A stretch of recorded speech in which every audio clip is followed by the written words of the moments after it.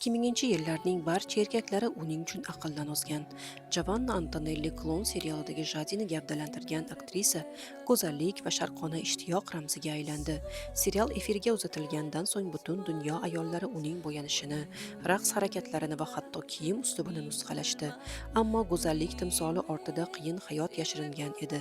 Javanna yoshligidan oilasini boqish uchun ishlagan. U ikkita ajralish, ommaviy janjal va og'ir depressiyadan omon qoldi. 19 yoshida u eng katta tayanchi bo'lgan otasidan ayrildi.